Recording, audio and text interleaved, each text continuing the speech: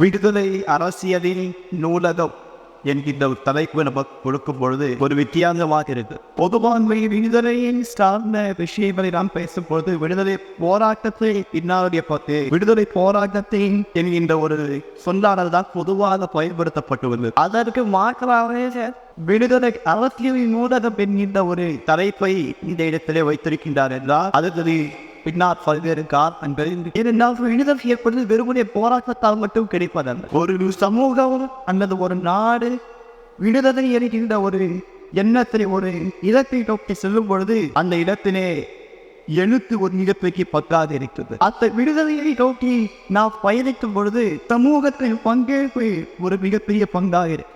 கலை ஒரு பங்காக இருக்கிறது, பேச்சு ஒரு பங்காக இருக்கின்றது. இவைகளெல்லாம் சேர்த்துதான் போராட்டம் ஒரு ஈழ்ச்சிவமாக அந்த விடுதலையை நோக்கினார். அப்பொழுதுதான் நான் புரிந்து கொண்டேன், விடுதலை என்பது போராட்டம் மட்டுமே விடுதலை தராது. விடுதலை என்பது ஒட்டுமொத்த சமூகத்தையும் தட்டி எழுப்பி மக்களை களத்தில் கொண்டு வந்து நிறுத்துவது ஒரு மிகப்பெரிய ஒரு அரசியல் யுக்தி. அந்த யுக்தியை செய்யக்கூடிய ஒரு ஒரு திட்டம் தான் எழுத்து, பேச்சு, கலை, இலக்கியம், கலாச்சாரம், பண்பாடு போன்ற விஷயங்கள் எல்லாம், வரலாறு போன்ற விஷயங்கள் எல்லாம் மக்களுக்கு எடுத்து சொல்லி தொடர்ந்து அரசியலை தோண்டி அந்த விடுதலைக்கான செயல்பாட்டில் அந்த மக்களை இணைத்து பயணிக்க வைப்பதுதான் ஒரு பணியாக இருக்கிறது. அப்படி பார்க்கும் பொழுது இந்திய வரலாறு நம்ம எல்லாருக்குமே தெரியும், ஒரு சமூகத்தின் விடுதலை, ஒரு சமூகத்தின் மேம்பாடு என்பது கல்வியில் அடங்கி இருக்கிறது. அது பல்வேறு வரலாற்று ஆசிரியர்கள் கொண்டிருக்கின்றார்கள், பல்வேறு புரட்சியாளர்கள் நமக்கு சொல்லியிருக்கின்றார்கள். அதனுடைய ஒரு வெளிப்பாடாக இஸ்லாம் சமயத்தை கூட இஸ்லாமியத்தை கூட படியுங்கள் இஸ்ராயேல் சொல்லக்கூடிய ஒரு வார்த்தையை முதன்மையாக இறைவன் தன்னுடைய தூதருக்கு சொல்லுகிறார். அது மட்டுமல்லாமல் பல்வேறு புரட்சியாளர்கள் தங்களுடைய சமூகத்தை தட்டியெழுப்புவதற்காக வேண்டி கற்பி என்ற சொல்லாளர்கள் பயன்படுத்தியிருக்கின்றார்கள். படியுங்கள், வாசியுங்கள், கற்பி என்கின்ற புரட்சியாளர் அப்பேச்சாளர்கள் கூட தன்னுடைய ஒடுக்கப்பட்ட சமூகத்தை தட்டியெழுப்புவதற்காக வேண்டி கற்பி புரட்சி செய் என்கின்ற ஒரு தத்துவத்தை முன்வைத்தார். அவர்கள் கூட கல்வி மூலமாக நாம் புரட்சியை கொண்டு வர முடியும் என்கின்ற ஒரு தத்துவத்தை முன்வைத்தார்கள். இப்படி பல்வேறு புரட்சியாளர்கள் சமூக மாற்றத்திற்காக வேண்டி செயல்பட்டவர்கள் எல்லாம் கல்வி, புரட்சிய படிப்பு, கற்பி, வாசித்து கொண்ட விஷயங்களுக்கு முன்னுரிமை அளித்தார். அப்படி ஒரு சமூகம் கல்வியின் மூலமாக எழுச்சி பெறுவதற்கு, கட்டி எழுவதற்கு கல்வி என்பது முக்கியமாக இருக்கக்கூடிய பட்சத்தை அந்த கல்வியை நாம் அடுத்த கட்டத்திற்கு கொண்டு செல்வதற்கு நூலகம் ஒரு மிக மிக அவசியமாக. இந்திய சமூகத்தில் பல்வேறு ஆட்சியாளருடைய காலங்களை நீங்கள் நாம் வரலாறு இதை படிக்கும் பொழுது குறிப்பாக தமிழகத்திலே பார்த்தமையானால் மராட்டிய மன்னர் நாயக்கர் அவர்களுடைய ஆட்சி தஞ்சாவூரில் இருக்கும் பொழுது அங்கே சரஸ்வதி மகால் என்கின்ற ஒரு மாபெரும் ஒரு நூலகத்தை கட்டமைத்துள்ளார். அவர்களுக்கு பிறகு வரலாறுகளை பார்க்கும் பொழுது முகலாய மன்னர்கள் குறிப்பாக கஸ்னி முகமது அவர்களுடைய ஆட்சி காலத்தில் அவருடைய ஆட்சிக்குட்பட்ட பகுதியில் 30,000 நூல்கள் அவர்களுடைய அரண்மனையிலே வைக்கப்பட்டிருந்தது. ஜலாலுத்தீன் கில்ஜி சொத்தக்கூடிய ஒரு முஸ்லிம் மன்னர் தன்னுடைய அரசவையில் தனியாக ஒரு டிபார்ட்மெண்ட்டை உருவாக்கினார், ஒரு துறையை உருவாக்கினார். அந்த துறைக்கு உருது கவிஞர் அபீத் குஸ்ரா அவர்கள் இந்த director general of the library என்று ஒரு பதவியை கொடுத்து அவர் இங்கே ஒரு குரான் சொல்லக்கூடிய குரானின் டிஃபெண்டர், குரானினுடைய மிகப்பெரிய ஒரு தலை சிறந்த ஒரு ஞானி என்கிற ஒரு தத்துவத்தை கொடுத்து அவர் டைரக்டர் ஜெனரல் ஆஃப் லைப்ரரி என்று சொல்லக்கூடிய ஒரு பட்டத்தை கொடுத்து அவருக்கு தன்னுடைய நூலகத்தை பொறுப்பாளராக இருக்கின்றார். அதை தொடர்ந்து வணிகர் முகலாய மன்னர்களுடைய ஆட்சி காலத்தில் பார்க்க போவாரால் பாபர் தொடங்கி அவுரங்கசீப் அவர்கள் வரை டெல்லி, மகாராஷ்டிரா, அதே போன்று ஆக்ரா போன்ற பகுதிகளில் பல்வேறு நூலகங்கள் பிரத்யேகமாக இந்த முஸ்லிம் மன்னர்களுடைய அரண்மனைகளிலே அலங்கரிக்கப்பட்டு சிறப்பு வாய்ந்த நூலை அந்த இடங்களை வைத்திருந்தார்கள். அதனுடைய தொடர்ச்சியாக பிரிட்டிஷ் ஆட்சி உள்ளே வருகின்றது. பிரிட்டிஷ் ஆட்சி அந்த நூலகங்கள் எல்லாம் முஸ்லிம் ஆட்சியை ஒழித்து கட்டி அந்த நூலகங்கள் கைப்பற்றுகின்றார்கள். அதற்கு பிறகு பிரிட்டிஷுடைய ஆட்சி வந்ததற்கு பிறகு விடுதலை போராட்டத்திற்கான மிகப்பெரிய ஒரு கட்டமைப்பு உருவாக்கப்படுகின்றது. 3 முக்கியமான மாகாணங்களாக பிரிட்டிஷ் ஆட்சிக்குட்பட்டு மாகாணங்கள் இங்கே கட்டமைக்கின்றார்கள். ஒன்று பம்பாய் மாகாணம், அதே போன்று நம்முடைய மெட்ராஸ் மாகாணம் ஒன்று, அதே போன்று கல்கத்தா மாகாணம். நாம் விடுதலை அரசியல் கடந்த நூற்றாண்டு கால இந்த விடுதலை அரசியலில் பங்கேற்பானவர்கள் தலைவர்களை நாம் படித்துமையால் அந்த விடுதலை அரசியலில் பங்கேற்ற அனைத்து தலைவர்கள் பெரும்பான்மையான தலைவர்கள் இந்த பகுதியில் இருந்து வந்தவர்கள் தான். அந்த ரவீந்திரநாத் தாகூரை இருந்து கொண்டால் சாந்திநிகேதன் போன்ற ஒரு மிகப்பெரிய ஒரு சர்வதேச ஒரு கல்வி நிலையத்தை நூலகத்தை அப்படியே மாற்றி அவங்க கல்வி நிலையமாக உருவாக்கி மிகப்பெரிய ஒரு விடுதலைக்கான வேலையை செய்தார். நேதாஜி சுபாஷ் சந்திரபோஸ் அவர்கள் வந்தாலிருந்து வந்தவர்கள். அதே போன்று மௌலானா அபுல் கலாம் ஆசாத் அவர்கள் காலத்தில் சார்ந்தவர்கள், இந்தியாவின் முதல் கல்வி அமைச்சராக இருந்தவர்கள். அதே போன்று மௌலானா முகமது அலி ஜவஹர் அவர்கள் அன்றைய காலகட்டத்திலே விடுதலை அரசியலை மக்களுக்கு மத்தியில் கொண்டு போய் சேர்வதற்காக நடத்திய பத்திரிகை இந்த காங்கிரஸ் என்று சொல்லப்படுகிறது. அப்போ இந்த நூலகங்கள், இந்த பத்திரிகைகள், இது போன்ற மக்களுக்கு மத்தியில் விடுதலை வேட்கையை உருவாக்கக்கூடிய அரசியல் புரிதலை, சமூக அரசியல் புரிதலை தெளிவாக்கக்கூடிய ஒரு வேலையை செய்துதான் நூலகங்கள் என்பதை நாம் மறுக்க முடியாது. இந்த வழியை இந்த பக்கத்தில் பார்த்தோமானால் மும்பை மாகாணத்திலே அன்றைய காலகட்டத்திலே மகாத்மா காந்தி அவர்கள் உருவெடுத்து வருகின்றார், முகமது அலி ஜின்னா அவர்கள் உருவெடுத்து வருகின்றார்கள், சர்தார் வல்லபாய் பட்டேல் அவர்கள் உருவெடுத்து வருகிறார். இவர்களெல்லாம் மும்பை மாகாணத்தில் உருவெடுக்கின்றார்.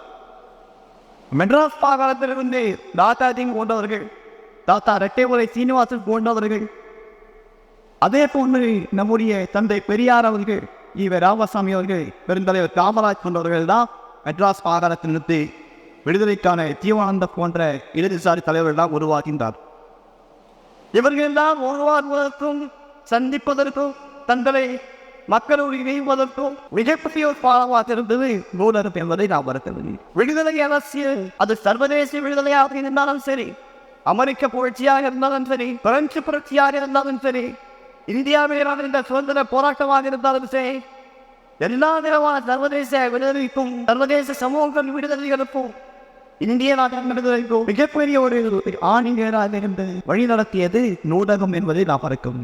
சரி, இவர்கள் நாம் நாடாளுமன்ற தலைவர்கள், இவர்கள் நாம் நூலகத்திலிருந்து உருவானார்கள் என்று நாம் ஒத்துக்கொண்டால் பல்வேறு குறிப்பாக இஸ்லாமிய சமூகத்தில் பல்வேறு தலைவர்கள், குறிப்பாக ஹான் அப்துல் கஃபார் என்று சொல்லக்கூடிய தலைவர், வடமேற்கு இந்தியா போன பகுதிகளில் ஆசாத் அதர்சா என்று சொல்லக்கூடிய மதரசாக்களை, கல்வி பாடசாலைகளை கிராமங்களில் உருவாக்குகின்றார். எப்படி கோட்டைக்கு போகிறதோ, எப்படி நம்முடைய பரங்கிப்பேட்டை இருக்கோ, எப்படி நெல்லிக்கு போகிறதோ, எங்கெல்லாம் முஸ்லிம் சென்டர்ஸ் இருக்கோ, அது மாதிரி சின்ன சின்ன பகுதிகளில் சிறு சிறு பாடசாலைகளை உருவாக்கினார். அந்த பாடசாலைகளில் அவர் 3 முக்கியமான பிரதான பாடங்களை மக்கள் படிக்க வேண்டும் என்று சொல்லி அந்த இடத்தில் சிறு சிறு நூல்களை உருவாக்கி வைத்தார். அந்த நூலகங்கள் மூலமாக உருவாக்கப்பட்டு அங்கு மிகப்பெரிய மட்டானியர்கள், மிகப்பெரிய சுதந்திர போராளிகளாக உருவாக்கின்றார். அது மட்டுமல்லாமல் தான் தேவபூத்தில் சொல்லக்கூடிய மிகப்பெரிய மதரசா, ஒரு அரபி பாடசாலை, ஜமீஅத்துல் உலமா என்று சொல்லக்கூடிய ஒரு மிகப்பெரிய ஒரு சுதந்திர போராட்ட இயக்கத்தை கட்டமைக்கின்றார்.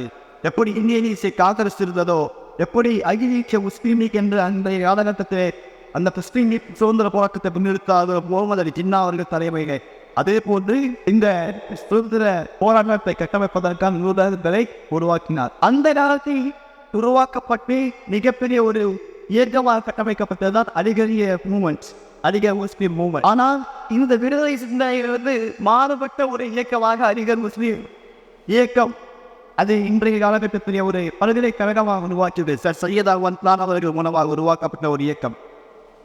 இதனை ஒரு விஷயத்தை நன்றாக புரிந்து கொள்ள வேண்டும். அலிகர் முஸ்லீம் பல்கலைக்கழகத்துடைய ஸ்தாபகர் சையத் அஹ்மத் கான் அவர்கள் துவக்கிய அந்த அலிகரிய மூமெண்ட்டும் புரட்சியாளர் அம்பேத்கர் அவர்கள் ஒடுக்கப்பட்ட மக்களை கல்வி ரீதியாக ஒத்து சேர்ப்பதற்காக உருவாக்கப்பட்ட இயக்கமும் ஒற்றுமோது நமக்கு தெரியும். அதனை படிக்க முடியும். ஆனால் 2 பேரும் போராட்டத்திலே உதவியாக இருக்கவில்லை. 2 பேரும் சமூக கட்டமைப்பை மேம்படுத்துவதற்கு ஆகிய வேண்டி கருத்தை போட்டி வாங்குவாங்க, சமூக விடுதலை உருவாக்க வேண்டிய பணிகளை செய்தவர்கள். அப்படி ஒவ்வொரு விதமான இயக்கங்கள் வெவ்வேறு விதமான கோணங்களை உருவாக்குவதற்கு, உருவெடுப்பதற்கு, அதன் மூலமாக விடுதலைக்கான ஒரு தேர்த்தியை பாய்ச்சுவதற்கு நூலகம் ஒரு மாபெரும் ஒரு ஆயுதமாக இருந்திருக்கின்றது என்பதை நாம் மறக்க முடியாது. அது மட்டுமா என்று பார்த்தால் தமிழகத்திலே பல்வேறு பத்திரிகைகள் முஸ்லிம் சமூகத்தின் சார்பாக நடத்தப்பட்டிருந்தது. குறிப்பாக மயிலாடுதுறை போன்ற பகுதிகளிலே, அதே போன்று நம்முடைய ஷம்சுல் உதாயத்தினர் ஒரு பத்திரிகை, நம்முடைய கவிக்கோ அப்துல் ரஹ்மான் அவர்கள் அவருடைய தந்தையார் மஹதி அவர்கள் நடத்திய வெடிகுண்டு என்று சொல்லக்கூடிய ஒரு பத்திரிகை. அந்த வெடிகுண்டு பத்திரிகை அவர் அதுக்கு அந்த பத்திரிகையுடைய பேரை வெடிகுண்டு. அந்த வெடிகுண்டு பேர் வச்சதுக்காக அவருக்கு அன்றைய காலகட்டத்தில் 6000 ரூபாய் அபராதம் செலுத்தினார். இப்போ இது போன்ற எண்ணற்ற சுதந்திர போராட்டத்தில் தங்களை ஈடுபடுத்திக் கொள்வதற்காக வேண்டி நூலகங்களையும் நூலகத்தில் வாயிலாக பத்திரிகைகளையும் கொண்டு வந்து மக்களில் ஒருங்கிணைக்கக்கூடிய தட்டியெழுப்பக்கூடிய வேலைகளை செய்ததுதான் நூலகங்கள். அதன் மூலமாக கிடைக்கப்பட்டதுதான் இந்த விடுதலை என்பதை, இந்த சுதந்திரம் என்பதை நாம் புரிந்து கொள்ள வேண்டும். அதே போன்று என்னென்ன தலைவர்கள் எல்லாம் நூல் என்பதை சரியாக பயன்படுத்திக் கொண்டார்களோ அவரை தான் சமூக மாற்றத்திற்காக வேண்டி பேசிக்கொள்ளலாம் மாறியிருந்தார். குறிப்பாக பிரிட்டிஷ் மியூசியம் நூலகத்தை அவரின் உருவாக்கப்பட்டதுதான் மூலதனம் என்று சொல்லக்கூடிய அந்த என்று சொல்லக்கூடிய அந்த புத்தகம். அது ஒட்டுமொத்த கம்யூனிஸ்ட் சித்தாந்தத்தின் ஒரு அடிப்படையாக இருந்து கொண்டிருக்கிறது. அதே போன்று அரிஸ்டாட்டில் அவர்கள் சொல்லியிருக்கிறார், நூலகத்தின் மூலமாக கல்வியின் மூலமாக ஒரு சமூக முறையை உருவாக்க முடியும். கல்வி என்பது கற்றலுக்கும் குடியலுக்கும் ஒரு வித்தியாசத்தை உருவாக்குகின்றது. கணிதத்தின் மூலமாக நாம் எந்த இதயங்களை இணைக்க முடியும். இன்று அந்த புரிதலுக்கும் கற்றலுக்கும் பற்றிய மிகப்பெரிய ஒரு போராட்டம் நடந்து கொண்டிருக்கின்றது. நம்ம படிக்கிறோம், ஆனால் அந்த படிப்பின் அந்த கற்றலின் அர்த்தத்தை நடைமுறையை நாம் கொண்டு வருவதற்காக பல்வேறு தயக்கின்றோம். பின்னடைவுகள் நமக்கு அந்த பின்னடைவுகள் அதுதான் அந்த கற்றலுக்கும் புரிதலுக்கும் ஒரு வித்தியாசம். அப்ப அது உணர முடிகிறது. அப்படி சாதியின் பெயரால் நோய்களின் பெயரால் விழிப்புணர்வு கொண்டவர்கள் இந்த நூலகங்களை கொண்டு அச்சுகின்றார். இன்றைக்கு இப்படிப்பட்ட எண்ணற்ற மாற்றங்களை மக்களுக்கு மத்தியே விதைத்த அந்த நூலகங்கள் அதனுடைய ஒரு தொடக்கமாகத்தான் வேறொரு பாத்தியாபு சாரியார் பதர்சாவினே இந்த அஞ்சுமன் நுஸ்ரத்துல் இஸ்லாம் நூலகத்தின் ஸ்தாபகர் 1928ஆம் ஆண்டு இந்த நூலகத்தை உருவாக்கிய மௌலானா அப்துல் ஹமீத் ஹசரத் அவர்கள் அந்த பாத்தியாபு சாரியார் மதரசாவியை படித்தார். அந்த மதரசாவை உருவாக்கியவர்கள் அந்த மதரசாவை அதுபோன்ற இஸ்லாமிய பாடசாலையை முன்னோடியாக இருக்கக்கூடிய தாருல் தேவன் போன்ற மதரசாக்கள், இது போன்ற மதரசாக்கள் என்றால் அரபிக் பல்கலைக்கழகங்கள் பல்வேறு நூலகங்கள் உருவாக்கப்பட்டு அந்த நூலகங்களை விடுதலைக்கான பத்திரிகைகளும் இதழ்களும் அங்கிருந்து வெளியிடப்படும். அந்த இதழ்கள் பத்திரிகையின் வாயிலாகத்தான் இஸ்லாமிய சமூகத்தில் மிகப்பெரிய விடுதலைக்கான ஒரு போராட்டம், அதற்கான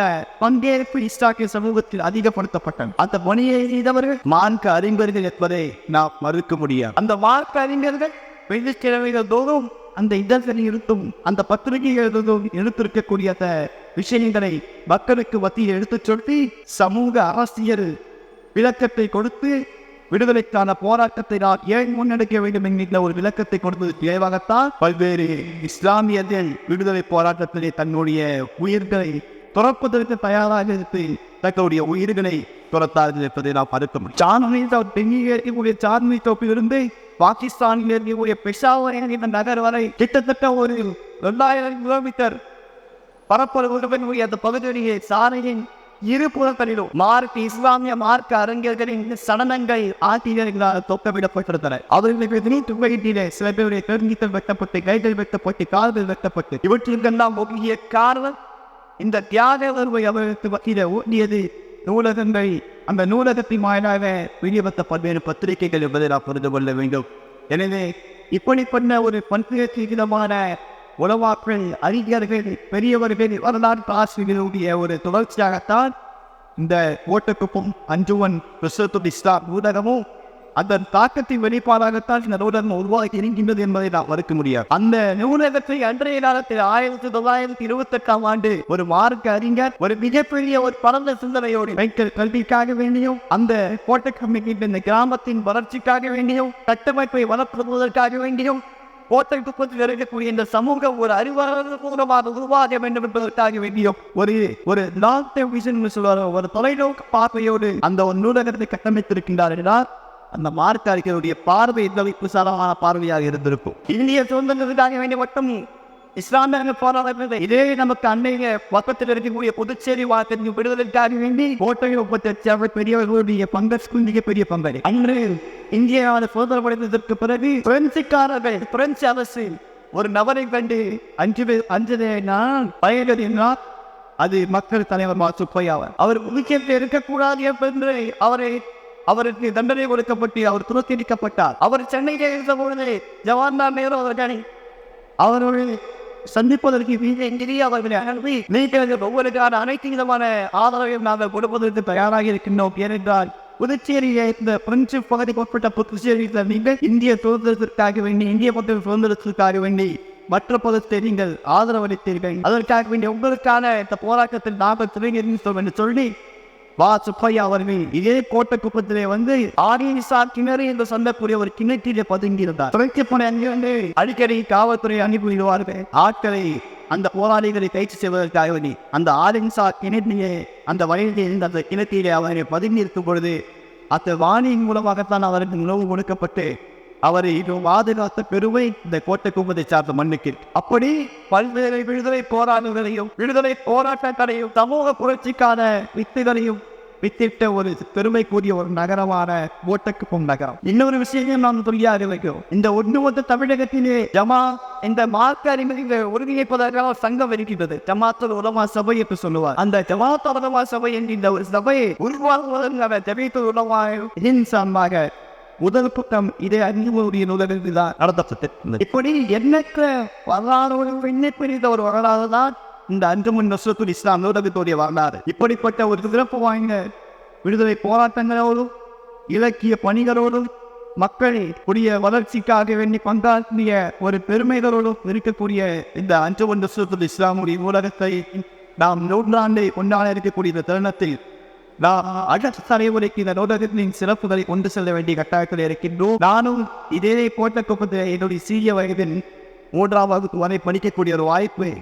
எங்களுடைய குடும்பம் இதே இடத்தில் இருந்தது. அப்பொழுதுதான் அந்த நூலகத்தின் வாசலிலே ஓடியாடி விளையாடி இருக்கின்றோம். இன்று அந்த நூலகத்தை பற்றி பல்வேறு இடங்களிலே பேசப்படும் பொழுது நமக்கு ஒரு ஆதரவாகவும் இருக்கின்றது. எனவே இந்த விடுதலை அரசியலில் நூலகத்தின் பங்கு என்பது நான் பல்வேறு இடங்களில் பேச வேண்டிய விஷயமாக இருக்கின்றது. பல்வேறு தலைவர்கள், சம்பவங்கள், வரலாறுகள், போராட்டங்களை இழுத்து பேச வேண்டிய விஷயமாக இருக்கின்றது. அதிலே இன்றைய சுதந்திர தினத்தில் இந்த விஷயத்தை குறிப்பாக இந்த விடுதலை அரசியலை நாம் சமாதானத்தில் நாம் விடுதலையோடு தான் இருக்கின்றோமா?